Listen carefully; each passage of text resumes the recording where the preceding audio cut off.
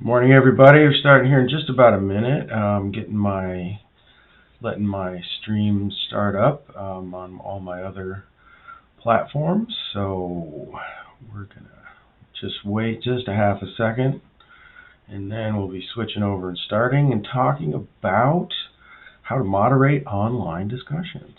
So we will see here in just a minute. Looks like my stream looks good. Looks like I'm up on all my platforms. Hopefully you can hear me. If you can hear me wherever you're at, leave me a message in the chat. And we are just about there.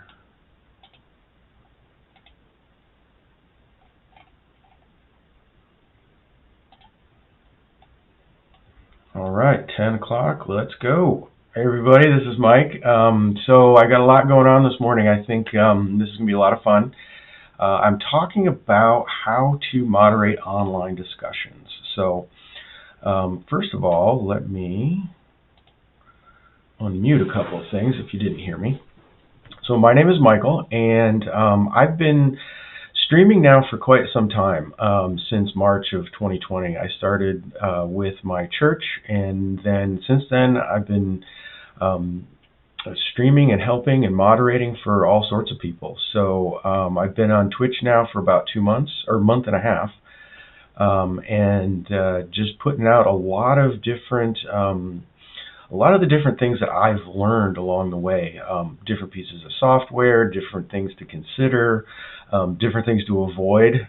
Those are always important when you're out here surfing and doing, working with so many different programs.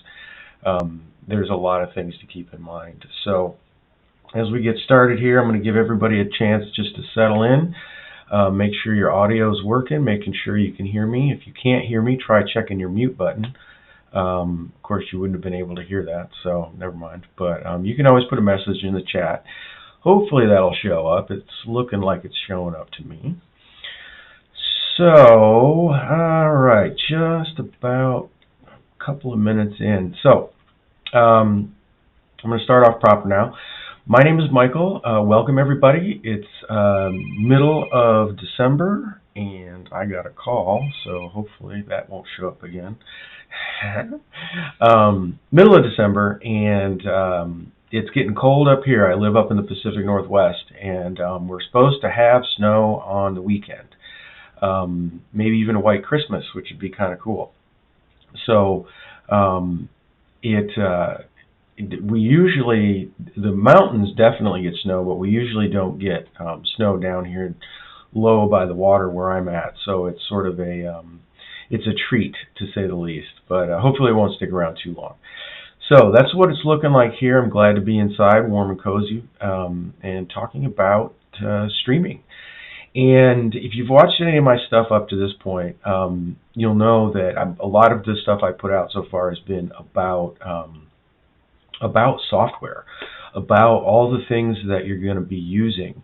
But once you get going, then you've actually got an audience that you have to deal with, either one that you're going to be just simply presenting to, or one that you're going to actually be interacting with. And if you're here on Twitch,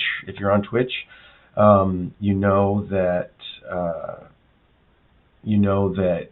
interacting with your audience is a big piece of it. And hopefully you've got a good audience, but that's not always the case. It looks like my stream is dropping off just for a second. 1 second. If I'm getting glitchy, let me know. I'm trying to see. I don't know what happened. Real glitchy. So, what is going on? One of the wonderful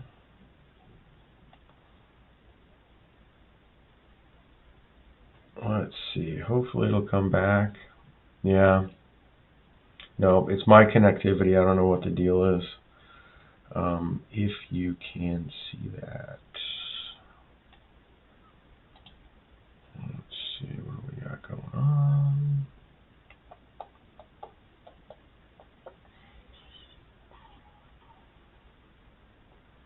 course. So if I'm glitching out and you can't hear me at all, um, better on YouTube than Twitch. Okay. Well, I don't know. I'm gonna keep going. I know my recording's gonna be good, so I'll have to. Um, okay, won't load it all on Twitch. Wonderful, wonderful. Well, if you're on Twitch, you're not going to be able to see this. So I hope that if you're out there, you can check me out on YouTube if you can hear this. And there's a link there on my front Twitch landing page. So go ahead and check it out there. Okay, cool. So I'm going to keep on going here. So the first thing when we're out here, we're dealing with an audience. How to moderate your discussion actually starts long before you have the audience in front of you. And it goes way back to the beginning when you come up with the idea to go and start streaming, and you've got all your software planned and you've got all that settled. But now you've got an idea of what you want to do. And the truth is, it really starts at settings. Settings, settings, settings. It's something I try to remind about. You'll be checking it throughout the course of your presentation. So there's a lot of settings to pay attention to, and so checking those out. If you watch some of my other stuff, you'll know kind of the important ones that I look at during a stream or beforehand. So start with the settings so that you're going to know how your interaction on screen is going to be taking place. So it starts with that idea of what is it that you want to put out there. So you're starting to think about your who and your what and your when and your where and your why, right? Those basic storytelling aspects. So when you're starting in your initial planning, when you're first starting to write things down, start thinking in those terms. Where are you advertising to? Are you even advertising to anybody? And what platforms are you on, right? What platforms are you going to be using? Who is your audience? Are you just having a discussion with a friend or a family, or are you broadcasting to the entire internet like I am right now? So these are all basic questions, and then what is your actual outcome so that you can know where you're going when you're doing your presentation. For me today, what I want to do is lay out some of the basic steps to think about when you're doing your moderation, and that's where that's what I want to do with my stream today, and also take in some questions. And what do I use to see multiple platforms in one chat? Restream, that's what I'm using right now. I'm using Restream for this. Another way you can do that is to just have all of those tabs open, have your Facebook, your YouTube, all of those open, and then you can monitor those. So I'm using Restream, so it'll come up like this. That's what I'm displaying on my feed right now. So let's start. There's really 3 steps to this. First of all, you're going to be filtering, then you're going to be sorting, and then you're going to be channeling. So the filtering step, that's where we were in our planning stages. What are we going to be using? So those are the first pieces of that. So let's go to our preparation piece of this. What are your technical requirements? Are you going to be providing accessibility with captions? Are you going to have possibly somebody doing sign language so that you can have that interpreter? Are you going to be using voice or video? Are your speakers going to need support? What is your agenda? Those are the preparations. That first filter is getting all your stuff set up, getting what you're doing, ready to go. So the real question is, what does it mean by when you're there? Is there on YouTube? Is there on Facebook? Is it your Zoom meeting? Where exactly is it that you're talking to, that you're broadcasting to? It's a good thing to keep in mind because in a Zoom meeting, that's a bit different than just broadcasting one way to YouTube. So you're going to have a different paradigm in there for depending on what your platform is that you're using, going back to your planning stage, what you've been thinking about. So for me, there's a couple of things that when you're dealing with your audience that's important to keep in mind. And I know there's a big discussion out there about how do we incorporate online with offline, or how do we have a hybrid conversation. And for me, the truth is that we're all online. Both a room full of people is online, and an individual sitting at home, just like me right now, is also online. So when I go into this, I view a room full of people as another person.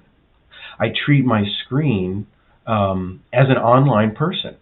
So right now, I'm talking to a few people live, but I'm also talking to folks who are not on Twitch. They're just viewing on YouTube, so they're out on the surface web. So even though they might not be in my chat, they very well might be out there. So I'm not going to necessarily get disappointed because there's nobody actually in these chats or responding to me. So these are, again, some initial thoughts about how to approach your stream. So I try to acknowledge all those groups, especially future people. I record my stuff and then put it up on YouTube, so it's in there as an archive. And so I want to think about, somebody in the future, if you're watching this, thank you for coming and watching this. Thank you for stopping by. Thank you for finding my channel. I hope you get something out of this. And it goes along with everybody else as well who's currently watching live. So it's a little strange to think about that. I mean, I'm sitting in my room by myself, kind of talking to myself. But I know that there are people out there, or there will be people out there, or there are people out there that I can't necessarily see. So it's something to keep in mind as I go. And another thing is acknowledging the input that you do have. In a Zoom meeting, it's easy enough. You're going to get audio or video feedback. But in the chat, I've got Lander, I've got Joe, and me, and I don't even know who might be just sitting and lurking in the chat. And lurking is absolutely fine. You don't have to interact. And I can encourage you to interact if you're just watching, but you don't have to. So if you're the streamer and you know that somebody's watching but they're not commenting, that's okay. It's a comfort level for your audience, and that's a perfectly fine thing. Perfectly fine thing. So acknowledging what input that you do have, asking for input, these are important pieces of this. So I'm going to get into some of your first pre-filters. Before you even get to your meeting, now you've got a plan, now you've kind of got an idea of what you're going to be putting out there. What are some of your pre-filters? So the platforms that you're going to be advertising on, there's different audiences on Facebook. Some people are not on Facebook. Some people don't like YouTube, whatever that is. Where you're going to be distributing or streaming to is an important consideration. And then also is lead time. How much time are you giving your audience to put into their schedule what they're doing, what you're doing? I know for me, I need to do a better job of advertising because I'm just going live and I haven't told people ahead of time what I'm talking about. So my stream is really geared more towards future people, the folks that are looking at my evergreen content, in the future. But I really appreciate everybody who is here watching live. That's fantastic. I'm just tickled to have you here. I usually am talking to myself and my moderator bots. That's usually the only person. Oh, and Joe. Joe's here usually once in a while. So, so date and time of the show. When is it that you're putting your stream out there? For me, mine's kind of in the middle of the workday. So you may be able to look at this at work if you were if for training purposes or something. But if you're going to be watching this just for your own development, you're going to have to probably be off your work hours. So that's another consideration when I do that pre-filter, starting to think about my audience. So real quick, my name's Michael. I'm talking about how to moderate online discussions today. If you're stopping by, if you're with me right now, thank you so much. I've not had too many people in the chat so far. I think this is probably the most chats that I've had so far. And Joe's just going to wind up loading it and make no room for everybody else, but that's fine. I appreciate it, Joe. Thank you so much. So let's see. Now we've got our pre-filter in place. Now what about our pre-sort? How are we going to sort once we actually have some folks coming in? How are we going to sort this? And that pre-sorting is when the folks that are going to be working on the presentation. Now, if it's just you, that's one thing. But if you've got, say, a host or a co-host or a moderator, are you going to be having a speaker or a VIP, a guest speaker? And how are you going to deal with your early audience, the people that show up beforehand? Are you going to open your waiting room and let everybody in, or are you going to have some wait right till the top of the hour? And so for me, I have a little, sign saying I'm starting in a few minutes, but I don't open my stream up until just before or right at the hour. Hopefully I'm on time. I try to be on time as much as possible. I know that it's a lot of people used to show up to Zoom meetings early, to say hi and to chat. And so opening up the waiting room early is something that a lot of folks are want to do, but it's not always conducive to getting all of those technical checks beforehand, getting your speaker settled, getting yourself centered, so that you can be ready to go live, so that you can be in the right mindset to give the best presentation possible. And that's some of the stuff that I'm trying to help you do. If you're a streamer out there, you're thinking about streaming, please do it. I encourage it. And one thing I can say is don't fly alone. Have somebody that can help you, have somebody that can kind of monitor some of these other things that are going on. It makes a big difference. It makes a big difference. In most of the stuff I make a suggestion about, that's something that I think should be an absolute rule. You should always have somebody, if possible, to help you out. And if you don't, give me a call. I'll do it. I'll help you out until you can find somebody actually qualified to do it. I'm absolutely happy to help. It's something that I enjoy doing. I enjoy supporting others, and I enjoy streaming. So we've got our pre-sort down. Now, what is start? What is start? When do I start? In a Zoom meeting, you can disable the waiting room. For my stream, it's when I take down the starting in 5 minutes screen. So defining for yourself what that is so that you're prepared for it is something to keep in mind.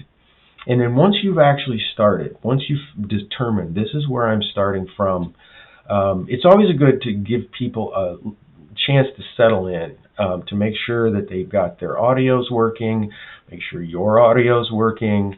If you're in a Zoom meeting, if you're going to be unmuting people, maybe you're going to need to mute everybody, depending on the nature of your show or your presentation. So that little bit of kind of just extra second or minute or two right at the beginning can be really important to make sure that the rest of things go nice and smooth. And are you going to have live tech support? Could I take live chat questions, my mute button doesn't work, or I can't see you on chat, or, my YouTube is broken, or in this case, Twitch is broken. That's a question that should go in your pre-planning stage so that you're going to know, is that even something that you can support? And so, if I got a question saying, something was wrong, I may or may not be able to deal with that. And right now, if it was a problem, if you're watching on Twitch, it's a problem. I necessarily can't troubleshoot that right now. So understanding or keeping in mind whether you've got somebody there to maybe do live support to take those questions is a good thing to prepare for. And then tech instructions. These are, it is always great to tell your audience what's happening, what's going to be available to them. Are they going to be able to chat? Are they even going to be able to turn their video on? Are they just going to have to sit there quietly like in a webinar and just listen? So letting your audience know what's available to them. Look, there's a chat. the chat is right there. You can go ahead and use the chat. If you're out there in the audience right now, go ahead and use the chat. I hope you can find it. I hope you can see it. But if you can't, look around. It's out there. So that's always a good instruction. And then any others you come up with, there's different ways things you can add to it, and it really just depends on the nature of your presentation. Reminding people where the mute button is in Zoom is one of those things that we learned early on, and it's a continual thing. Never assume that your audience knows where the mute button is, because it's just that's one of those things that it will be a problem forever, so to speak. So tech instructions, those are good. Right at the top of your presentation. And then jump into your welcome, right? Jump into your welcome and welcome everybody. Here we are, whatever your welcome is. So now we get into the part where most people think about is moderating your discussion proper. Like when most people think about it, they don't really think too much about all the junk I've already said. That's just somewhere, that's planning, that's just whatever it is. But now we've got a live audience in front of us. We're live. Hopefully the tech is working. And now what? So to go right back to what I said before, settings. You're going to be checking settings while you're live. You're going to want to know where those settings are. So for the different chats especially, the first thing I check is there a language filter of some sort that's an automatic language filter? So that if I get somebody who's not being nice, that's posting, not nice words, hopefully that automatic language filter that should be in a setting somewhere will catch some of that, so that it's not showing up to your audience. Now, there's always ways around that. There's always things that can, get around that, and that is a consideration. But knowing where those language filters are is a good thing. Now, behavior and etiquette. This really depends on your audience. If you're with your, brother and your sister, that behavior and etiquette is going to be really bad. With my brother and sister, they just give me all sorts of, just keep me busy and say whatever. But if you're dealing with a public audience, it's a good idea to think about what kind of behavior is it that you're going to be, you want to accept. Chat messages, yes, but somebody floods my chat with spam, that's not something I'm going to necessarily want to encourage. And so if somebody's doing that, I might say, hey, let's not do that, or just you might need to completely ban that person altogether. And so, you don't want to get to that point, but being aware of it beforehand is important. So now the actual, settings themselves. So you've got your mute, I mentioned that, your video on and off, your chat on and off. Are you going to be even using the chat? And if you've got a side channel for maybe some of your technicians, if you are working with more than one moderator and you need a side channel, having that set up, knowing how that works, that's really, really important. Now, channeling. We've sorted some of this. We've put some of our filters in place, and now we're getting our audience and our presentation channeled right to where we want it. And so this gets to your agenda that went into your planning process. So if my agenda is to talk about moderation, I don't necessarily want to get sidetracked into a technical discussion or a political discussion. And keeping that ahead of time, knowing what's going on, is a good way to prepare yourself. But when you're live, when you're dealing with an audience, you never know what's going to happen. And so impromptu, how are you going to deal with that impromptu situation? And so I like to be proactive versus reactive. So I like to think about what's going to be, what are some of the possibilities. I've got somebody who might be, putting not nice words in, or somebody who won't stop unmuting themselves if they, are not speaking. They just want to have their audio on all the time for some reason, which can be very distracting.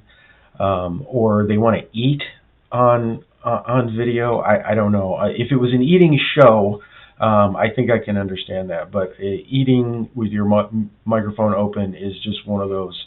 Wow, could you not, please? It's just kind of a little much.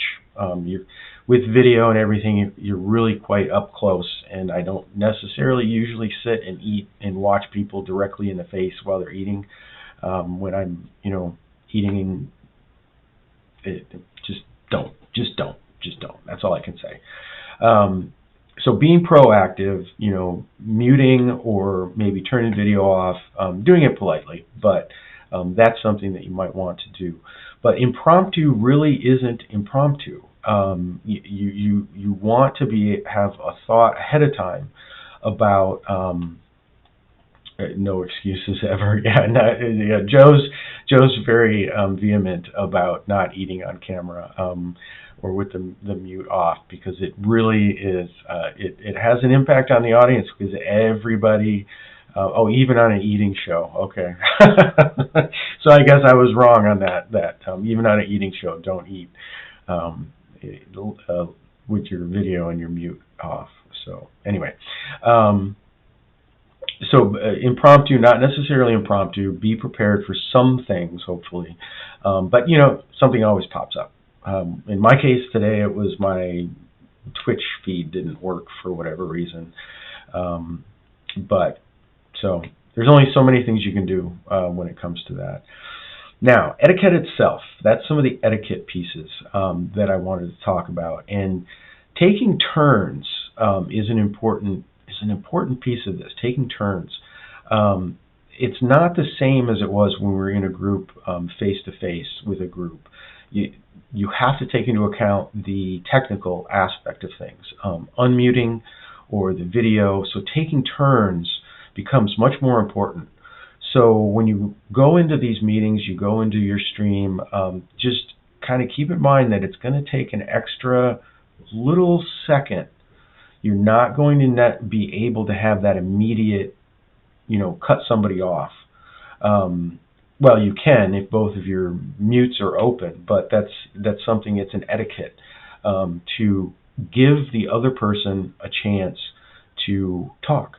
So when I have a cross talk and somebody else is talking on their mute's open, my mute's open, we're both trying to talk at the same time, regardless of whether I had the floor, so to speak, I stop and I try to let that person talk so that we only have that one audio feed coming through at any one time, even if it's not pertinent, even if it doesn't, I'll deal with the text setting in a second, but it is very confusing to try and talk over people online. It's just the nature of the tech and the live demo, I'm talking to people. So you get into this etiquette. That's another thing to keep a good handle on. Now, we get to the big one that most people worry about, and I'm going to keep this one simple because it actually is a whole other discussion. And it's about trolls. Trolls. You can call them what you want them. Way back in the day when we first started on Zoom, they had one name, and I don't like to even give them that much credit. Zoom bombers. I don't like to use that. They're trolls. They're people who are not putting nice things in your chat, who are trying to disrupt your meeting with video or something along those lines. Trolls. Spam, a ton of messages in your chat, so it takes over your chat. Those are trolls. That's what they are. And for the most part, it might be kids having fun. It might be your brother, just ribbing you. But there's a lot of folks who, are having trouble, who are hurting in some way, and that's the way they vent. And it's unfortunate, and we should try and support folks who are doing that. But you don't necessarily want to tolerate that in your stream. So you really have to be ready to put the hammer down. You need to know where the stop button is. How do I turn this off? How do I eject that particular person? How do I ban that person? How do I move them out of the meeting? Those are important considerations, and they're unfortunate, but we're dealing with, right now I'm broadcasting to the world. The entire world, if they wanted to tune in right now, they could see me. Right now, it's all of me and Joe and a couple of bots, and I don't even know. Let's see. Lander, I don't know if you're still out there. Let's see. A couple of other people. No. But that's not very many people. But at any time, the entire world could log in and just spam my chat. So knowing how to turn that chat off is a good thing to deal with your trolls. And so, yeah, it's an unfortunate thing, but it's one of those. Be proactive about it. Do your filtering, do your sorting, know what you're going to do, know what your controls are, know what your settings are. Have some idea of who your audience is going to be. Are you broadcasting on Facebook? Are you YouTube? All of those considerations that you've gone through, that I've kind of gone through now, having those ahead of time, you'll be prepared to deal with trolls when you run into them. And this is really where your moderators come in. Moderators, much love. They're keeping an eye on the streamers. They're letting the streamers do their thing, trying to take care of some of that. If there is, somebody who's not being nice, that's what the moderators are. If you've got somebody to go swimming with out on the big river that is the internet, then they are there with you. They're your swim buddy. So having that person with you is a wonderful idea. So just about half an hour. I think I covered just about everything. The last thing I'm going to say about moderation is that once you're live, that's one thing. But for me, I'm going to be having evergreen content. I'm going to be putting this up onto YouTube. So I'm going to want to record this. I'm going to want to make sure that I've got this, got wherever it is that I'm at that I do my recording on. Make sure that that's running. And then what is it am I going to be recording? Am I going to be recording the chat? For these live sessions, I won't keep the chat. But if you have a Zoom meeting or like a business meeting, something along those lines, keeping the chat, recording it might be an important consideration. And that goes with all the other things as well. Are you going to have transcripts, captions, all of those pieces? Are you going to record it? So that's for your future audience. All right, that's for the folks way in the future, and for any of you watching, I appreciate it. I really do. My name is Michael. I do a lot of streaming. I do a lot of moderating, and I am out here just putting out some of that information, some of the things that I've learned that I think are really good practices to help get those streams out, to make them the best stream possible. So if you're thinking about streaming, jump into it. I encourage it. There's work to do. You got settings to check. You got all sorts of things to think about. The tech can be a real pain sometimes, I know, but it's worth it. We need your voice. We need good, positive voices out there. So if you're thinking about it, get out there and do it. All right. So check your settings. Put your filters in place. Sort what you've got, and then get that channel going and have a good time. All right? As always, have fun and learn. I'm going to let you go and talk to you later. Okay?